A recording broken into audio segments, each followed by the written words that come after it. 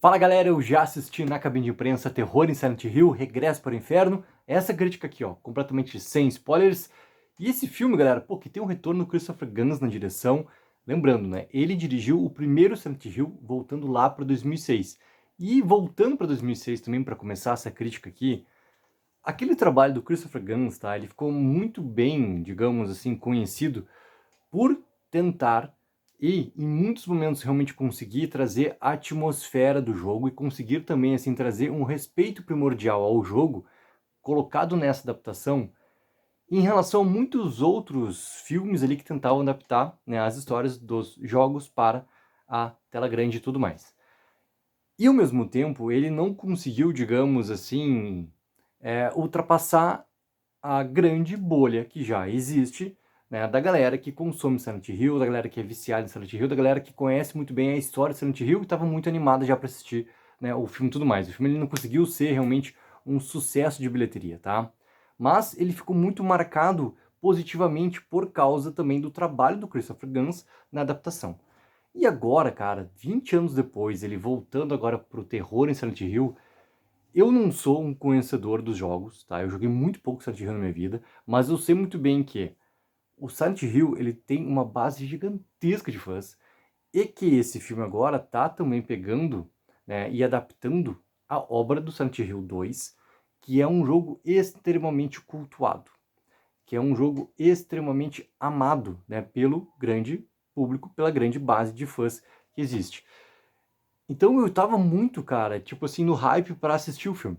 Tava muito no hype pra assistir o filme, porque também, assim, alguns dos problemas que estavam colocados no Silent Hill de 2006, tá, eram muito decorrência da maneira como a história ia se desenvolvendo no seu ritmo.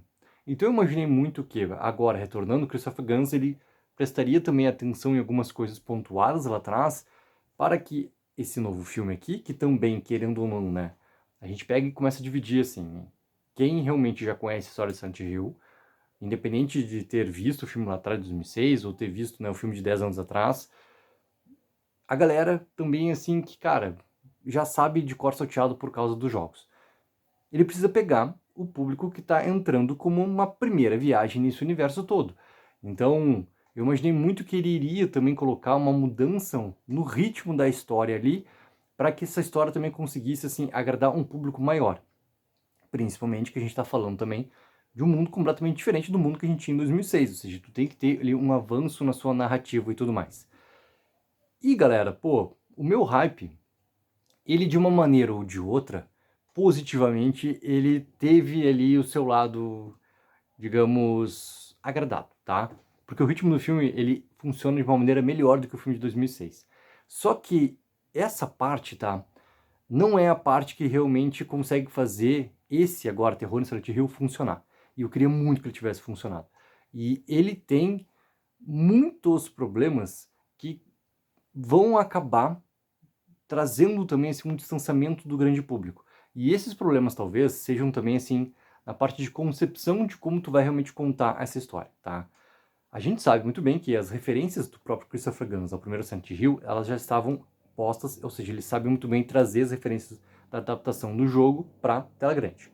Então aqui, agora em Terror e Silent Hill, ele faz essa mesma parte, ele consegue ter esse mesmo êxito, ele consegue trazer essas referências e em muitos momentos tu sente até quase que tu tá num grande momento de um gameplay acontecendo ali e tu tá vendo literalmente, né, diferente, cara, né, ou melhor, independente de no jogo ser terceira pessoa, tu tem aqui alguns momentos que tu tá quase colocado em primeira pessoa ali e tu tá dentro desse universo todo colocado por ele. Só que o problema de ser, em alguns momentos, um gameplay é que fica tudo muito artificial. E essa parte mais artificial, né, é óbvio que qual é o grande propósito que ele tinha de trazer essas questões todas visuais praticamente não é nem próximas, tá? Dá para entender que são realmente assim os conceitos todos colocados, né, visualmente do jogo, de colocar diretamente aqui para tela grande. Só que se tu trata isso de uma maneira mais artificial, que também vai te baratear e muito a questão do orçamento, e é aí que tá esse grande detalhe, tá? O baratear realmente a questão do orçamento final do filme, tu usa muito elemento de um grande chroma que está acontecendo ali e tu usa muita criação desses visuais todos pelo computador. E tu sente isso em diversos momentos do filme, e talvez o momento que mais dê, assim, um problema, né, de tu tá... É o primeiro momento onde o nosso protagonista, que é o James, ele regressa para o inferno, né? Não é nenhum tipo de spoiler, para quem assistiu o trailer também sabe que o personagem ele volta para Silent Hill. O momento que ele volta para Silent Hill e a gente vê as coisas realmente se transformando e acontecendo pela primeira vez, ali é um momento de maior problema que tem em relação a usar de uma maneira excessiva essa questão toda de construção, né, visualmente, cara, do ambiente todo, artificialmente, com poucos elementos ali que tu percebe que realmente estão ali e são reais do que está acontecendo. E daí tu tá imerso dentro de uma questão muito de gameplay que tem esse grande detalhe. Para quem já conhece o jogo, talvez tenha mais problema ainda do que para quem tá indo ali assistir a esse filme de terror, que tá... pode, não pode ter ouvido alguma coisa, cara, de Silent Hill, que é um jogo de terror, não sei o quê, assistiu o trailer, achou interessante, foi ver, vai ter mais aversão ainda, porque conhece muito bem de tudo que está acontecendo ali visualmente, cara, do jogo, e já ama a questão toda criada, estruturada do jogo. Então, vai acabar vendo no filme, por mais que tu tenha ali, e tu claramente entende, cara, que ele tá tentando emular as coisas, fica muito artificial, ou seja, tu vai acabar preferindo, no final das contas, cara, o que tá criado dentro do jogo. E esse é um grande problema que esse filme já, logo nos seus primeiros momentos, ali no seu primeiro ato, ele já começa a ter contra si. E a trama, a partir dali, tá? Ela vai tendo, assim, ó, lá dos prós e contras dessa maneira de adaptar do Christopher Gans. E talvez, assim, os prós dele sejam realmente seguir uma linha narrativa onde deixa realmente o espectador tentar montar esse grande quebra-cabeça do que realmente está acontecendo nesse presente e o que está conversando com tudo o que aconteceu antes no passado, não só da história da cidade, mas na relação toda, né, dos dois daí protagonistas, que são tanto James quanto a Mary. Essa parte é muito interessante, tá? Porque ele tenta realmente colocar narrativamente como se fosse o jogo. Ele vai parte a parte, ele vai montando e deixando a gente também procurar essas peças todas para montar esse grande quebra-cabeça do que realmente tudo aconteceu.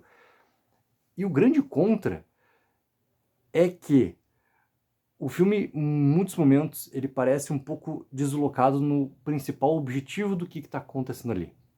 E a partir do momento que ele começa a perder seu grande objetivo, o filme começa a perder força.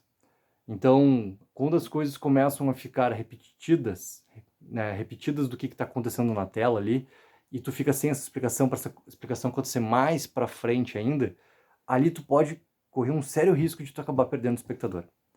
Por quê?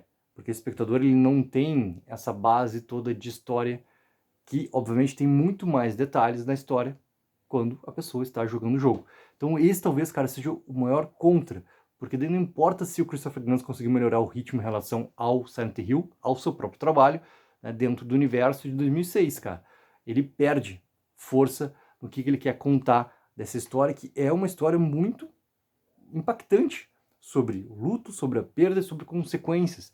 E ele acaba perdendo muita força sobre esses próprios propósitos que ele quer contar, porque ele não está conseguindo balancear muito bem essas questões todas dentro dessa narrativa toda que tu precisa realmente ir buscando essas peças.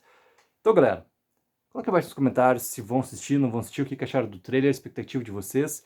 E não esqueçam também de dar aquela mega ajuda de curtir o vídeo e assinar o canal. Tech04, viva o sonho aqui.